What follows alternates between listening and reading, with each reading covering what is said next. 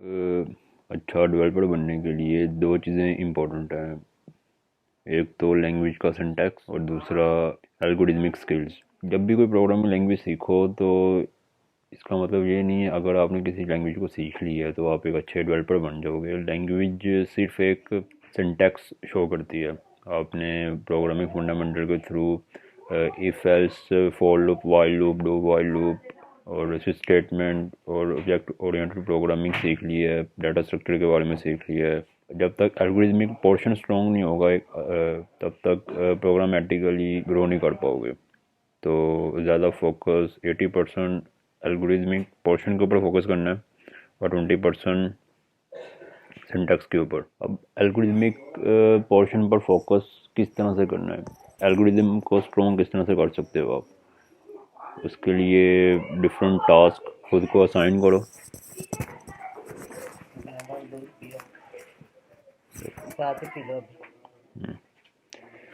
तो algorithmic portion को strong करने के लिए खुद को मेंटली चैलेंज प्रोवाइड करो।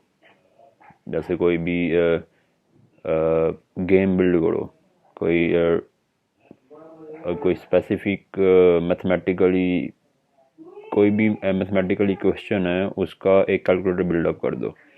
और बेटर प्रैक्टिस ये होगी कि अगर उस साइड पे सॉल्यूशन फाइंड आउट करते हो तो आप मैथमेटिक्स में सबसे जो डेवलपमेंट के लिए डिफ़िकल्टी पेश आएगी, डिफरेंशियल इक्वेशन का कैलकुलेटर बिल्डअप करो। इंटीग्रेशन के लिए कैलकुलेटर बिल्ड करो।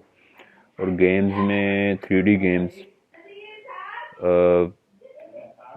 गेम्स के अलावा डिफरेंट किस्म की एनिमेशंस के साथ प्ले करो। उन एनिमेशंस को प्रोग्रामेटिकली खुद से परफॉर्म करने की कोशिश करो। कोई भी डिफरेंट टास्क हैं उसकी हर एक प्रॉब्लम के बैक एंड पे एक सोल्यूशन मौजूद है जो कि एक स्पेसिफिक एल्गोरिदम पर डिपेंड करता है। अगर एल्गोरिदमिक पोर्शन को स्ट्रॉन्ग कर लोगे देन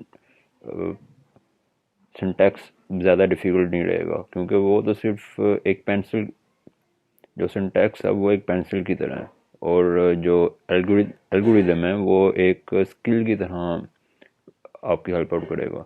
जब तक आपके पास स्किल नहीं होगा तो आप स्केच कॉपी पर कुछ स्केच ड्रॉ नहीं कर पाओगे।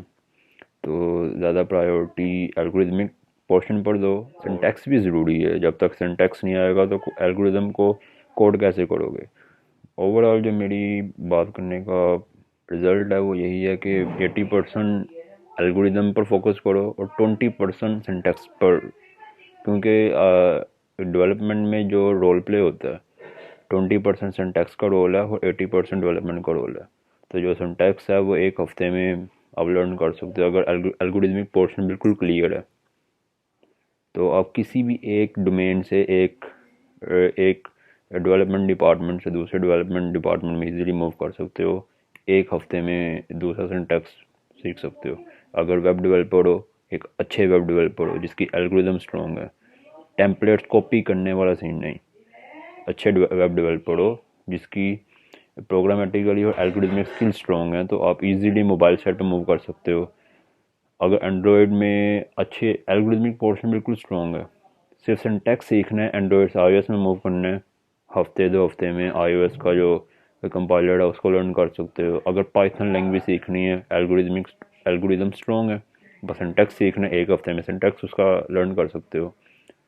तो अगर एल्गोरिदम स्ट्रॉन्ग होगी तो आप एक लैंग्वेज से दूसरी लैंग्वेज में इजीली मूव कर पाओगे।